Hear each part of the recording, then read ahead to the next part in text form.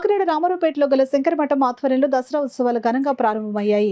ఉత్సవాలను వ్యాపారవేత్త లక్కరాజు సత్యనారాయణ కస్తూరి దంపతులు కలశ స్థాపన జ్యోతి ప్రజ్వలన చేసి కార్యక్రమాన్ని ప్రారంభించారు. శంకరమఠం అర్చకులు వెంకటేశ్వరరావు అభిలు అమ్మవారికి కుంకుమార్చన శాస్త్రోక్తంగా జరిపించారు. నవరాత్రులను పురస్కరించుకుని రాయప్రోలు ప్రసాద్ శర్మ నవవర్ణ అర్చన కార్యక్రమాన్ని శాస్త్రోక్తంగా నిర్వహించారు. బమ్మిడిపాటి బాపన పంతులు సుగుణ దంపతులు గాయత్రి అమ్మవారి విగ్రహం పట్టు పీతాంబరాలు సమర్పించుకున్నారు. కామన నారాయణ మీనాక్షి దంపతులు అమ్మవారికి నూతన వస్త్రాలు ఆభరణాలను బహుకరించారు.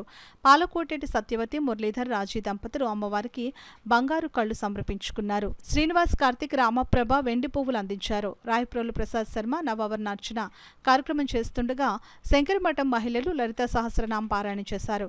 ఈ కార్యక్రమంలో పెద్ద సంఖ్యలో నగర ప్రముఖులు మహిళలు పాల్గొన్నారు.